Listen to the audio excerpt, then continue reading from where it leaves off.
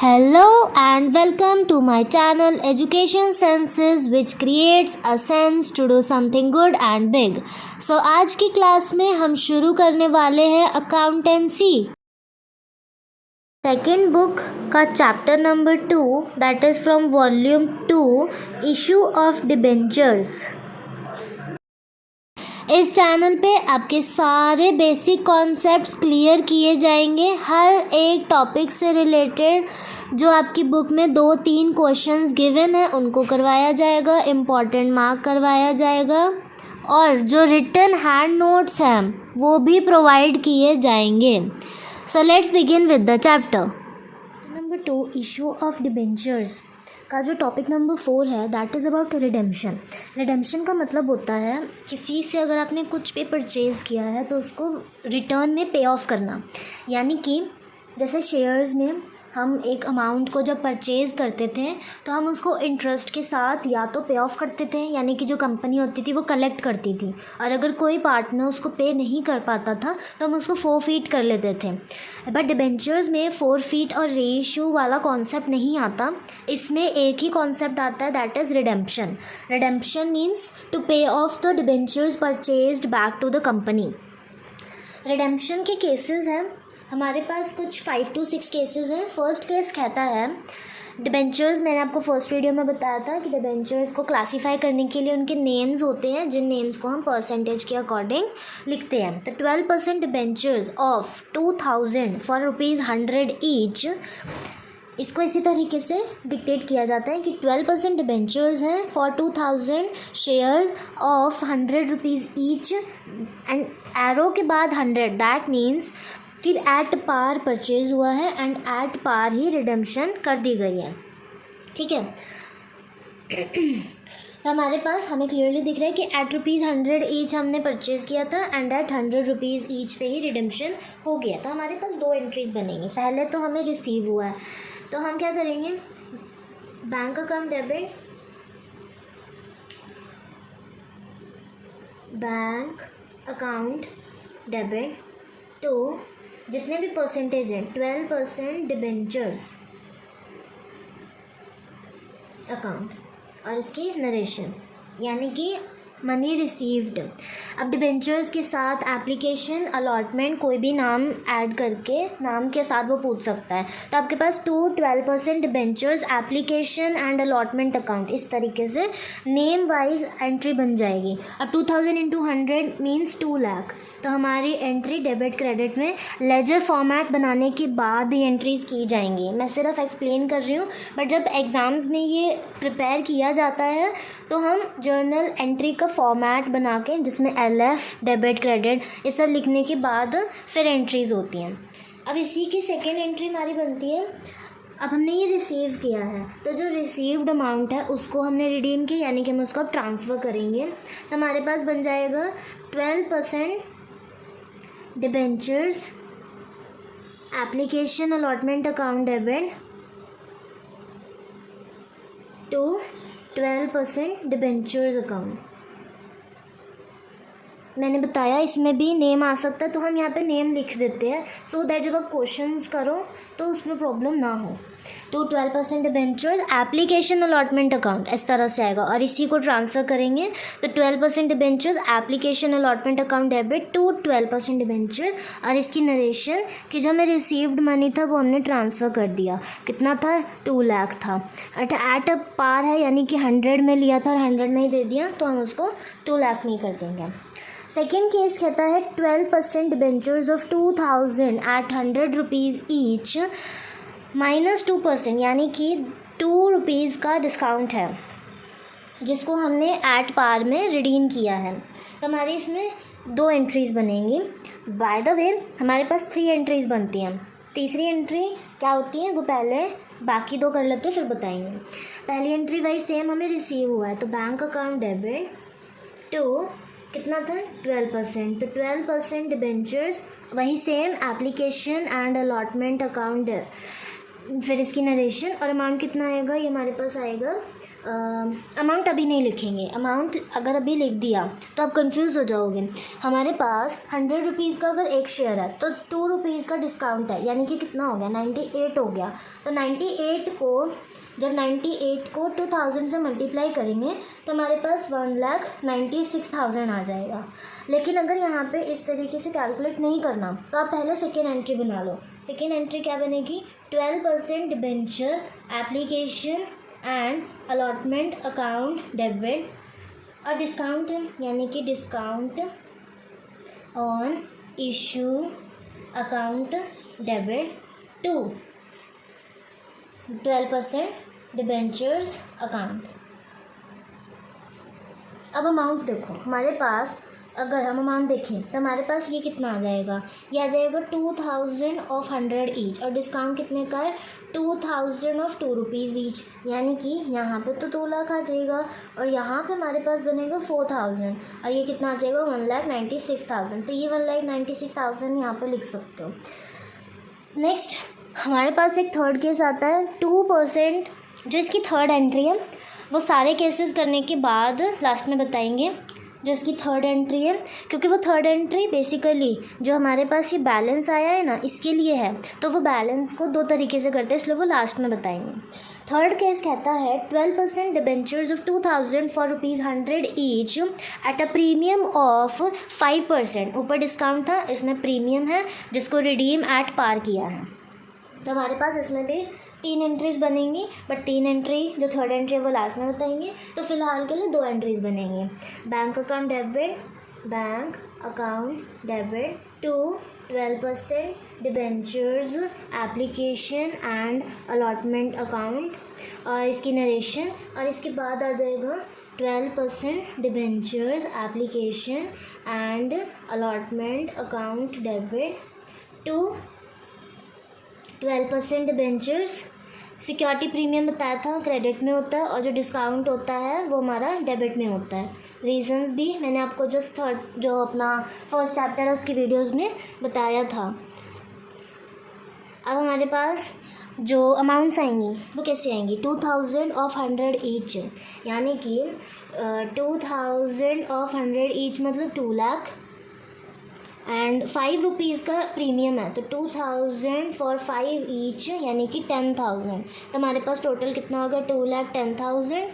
Directly भी कर सकते हो, जब हम 100 + 5 करेंगे दैट मीन्स 105। ये 5% लिखा है, इसको सॉल्व करने के लिए आपको पता है कि 100 का 5% कितना होगा, 100 से 100 कट गया यानी कि 5, तो 100 + 5 105, 105 को 2000 से करोगे तो 2,10,000 ही आएगा। इस वाले केस में थर्ड एंट्री नहीं बनेगी, ठीक है। जो सेकंड केस है, जो थर्ड एंट्री है ना वो हमारे डिस्काउंट में जो लॉस होता है उसमें बनती है, लास्ट में आपको बताएंगे। अब हमारे पास आता है केस नंबर 4। केस नंबर 4 कहता है 12% डिबेंचर्स ऑफ 2000 फॉर 100 ईच, ठीक है। ये वाला एट पार में परचेज़ हुआ है, लेकिन रिडीम जो है वो प्रीमियम में हुआ है, यानी कि 5% का प्रीमियम लग गया, ठीक है। तो हमारे पास एंट्री कैसे बनेगी, पहली एंट्री सेम बनेगी, bank account debit to 12% debentures application and allotment account, इसकी नरेशन बन जाएगी। और सेकेंड एंट्री बनेगी, अब इसमें हमने पहले ऐड पार में किया, तो हम जब ऐड पार में लिखते हैं तो हम ऐसे लिखते हैं कि 12% debentures application and allotment account debit, ठीक है, और फिर 12% डिबेंचर्स अकाउंट। अब इसमें हमने रिडीम जो किया ना तो हमने पर प्रीमियम में रिडीम कर दिया। जब प्रीमियम में आप रिडीम करोगे तो आपके पास से ज़्यादा पैसे जाएंगे, क्योंकि जो अमाउंट पे परचेज़ किया था वो तो वापस करना ही है, और उसके ऊपर उतनी परसेंटेज का प्रीमियम भी लग गया। तो आप यहाँ पे लिखोगे to premium on redemption. Security premium अलग होता है और प्रीमियम ऑन रिडेम्पशन अलग होता है। सिक्योरिटी प्रीमियम का मतलब होता है परचेज़ करते टाइम जो प्रीमियम अप्लाई हुआ है, और प्रीमियम ऑन रिडेम्पशन मतलब परचेज्ड अमाउंट को पे ऑफ करते टाइम जो एक्स्ट्रा अमाउंट आपने एज अ चार्ज पे किया है।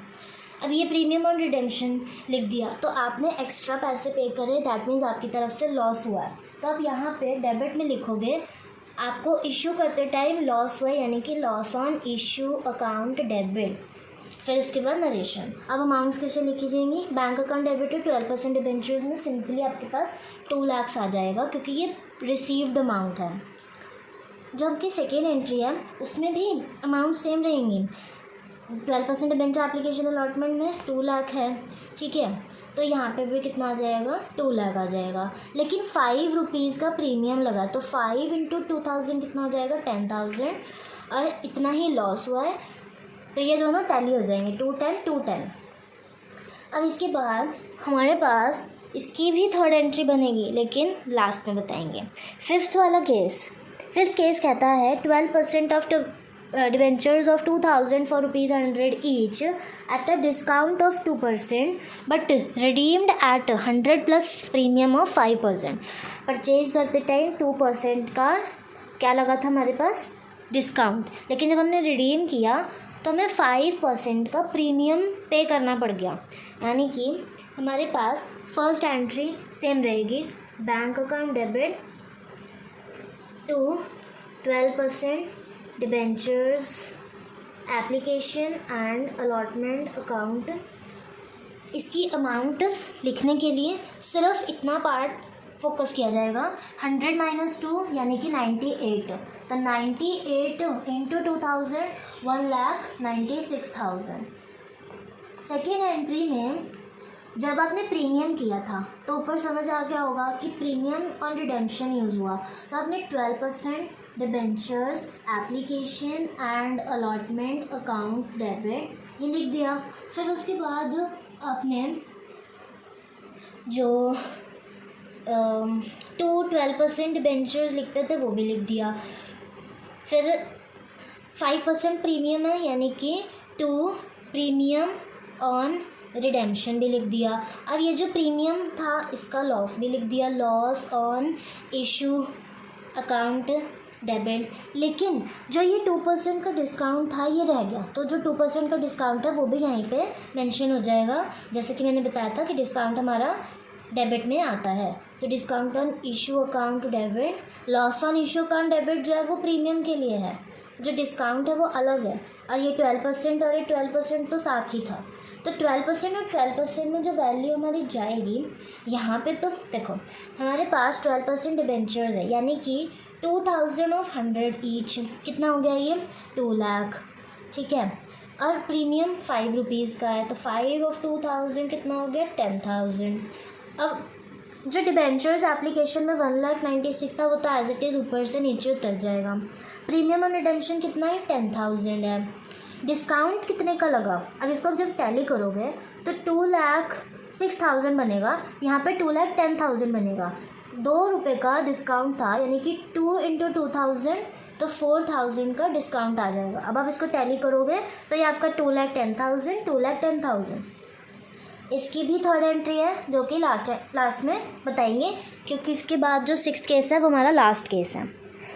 लास्ट केस कहता है 12% debentures of 2000 for 100 each at a premium of 5% redeemed at 100 plus premium of 10%। यानी कि अब इसमें डबल चीज़ हो गई। पहली एंट्री सेम बनेगी, bank account debit to 12% debentures application allotment account. Amount आपको पता चल गया होगा, 100 + 5 जैसे हमने पीछे सेकंड वाले केस में किया था ना, 100 + 5 × 2000 यानी कि 2,10,000। सेकेंड एंट्री इंपॉर्टेंट है। सेकेंड एंट्री हमारी बनेगी 12% debentures application and allotment account debit, ठीक है। अब इसी के साथ हमारे पास क्या बन गया यहाँ पे? इसके साथ हमारे पास यहाँ पे बन गया 12% डिबेंचर्स। जो हमारी अमाउंट ऊपर थी वो यहाँ पर आ जाएगी। अब हमने प्रीमियम पे परचेज़ किया है तो परचेज़ करने के लिए 2 सिक्योरिटी प्रीमियम, और हमने प्रीमियम पे रिडीम किया है तो 2 प्रीमियम ऑन रिडेम्पशन अकाउंट, ठीक है। अब ये जो प्रीमियम ऑन रिडेम्पशन था इसका लॉस भी तो आएगा, तो loss on issue account debit. आपकी आंसर बुकलेट हॉरिजॉन्टल होती है तो आप पूरा नेम लिखोगे, to premium on redemption 12% debentures application allotment account debit, पूरे नेम्स लिखे जाएंगे और लास्ट में नरेशन हो जाएगी।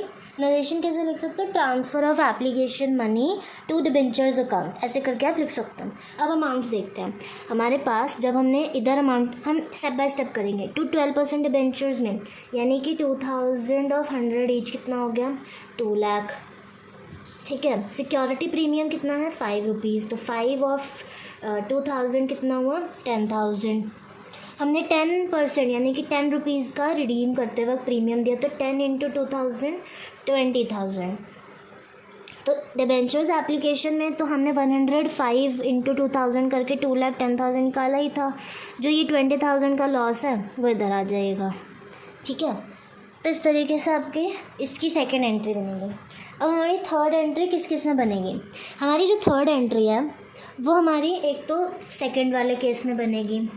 ठीक है, जो थर्ड एंट्री है वो हमारी एक फोर्थ वाले केस में बनेगी, फिर उसके बाद हमारी एक बनेगी फिफ्थ वाले केस में, और फिर एक बनेगी हमारी सिक्स्थ वाले केस में। अब हमारी थर्ड एंट्री बेसिकली है क्या, थर्ड एंट्री हमारी इससे नहीं बनती। थर्ड एंट्री में हमें ये चीज़ दिख रही है कि हमारे पास लॉस ऑन इशू, ऊपर जो फोर्थ केस है उसमें भी लॉस ऑन इशू, जो अपना सिक्स्थ केस है उसमें भी लॉस ऑन इशू, इसकी बात की गई है। तो जो ये लॉस ऑन इशू है, इस लॉस को हम रिटर्न ऑफ लिखेंगे, यानी कि राइट ऑफ करते हैं। जो हमारी थर्ड एंट्री बनती है वो रिटर्न ऑफ की एंट्री बनती है। और रिटर्न ऑफ हमारे दो टाइप से होते हैं। सिंपली जब रिटर्न ऑफ करना है, पहले तो आपको क्वेश्चन में दिया होता है कि आपको SPL अकाउंट, यानी कि statement of profit and loss account, statement of profit and loss account, इससे आपको राइट ऑफ करना है, या फिर जो सिक्योरिटी प्रीमियम अकाउंट है, सिक्योरिटीज़ प्रीमियम अकाउंट है, उससे राइट ऑफ करना है। तो आपके पास क्वेश्चन में सिक्योरिटी प्रीमियम के लिए गिवन होगा, लेकिन अगर गिवन नहीं है तो आपको SPL यूज़ करना है। ठीक है, तो हमारी जो रिटर्न ऑफ की एंट्री बनती है वैसे बनती है SPL account debit to loss on issue account, और नीचे नरेशन में लिख देते हैं कि loss on debenture written of.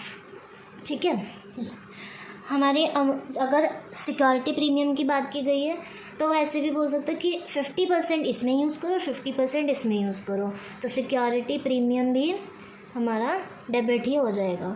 या तो SPL की जगह सिक्योरिटी प्रीमियम यूज़ करो, या सिक्योरिटी प्रीमियम की जगह SPL यूज़ करो। और अमाउंट्स हमारी जैसे अगर 50-50 करना तो 10,000 10,000 और 20,000। अगर कोई एक है तो 10,000 और 10,000, या SPL है तो 10,000 और 10,000।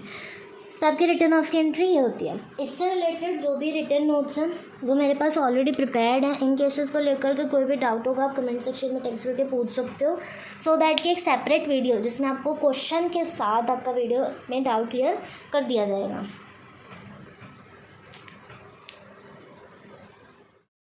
कंप्लीट हैंड रिटन नोट्स के लिए कमेंट में टेक्स्ट करना है, then you will be provided with the WhatsApp number and QR code.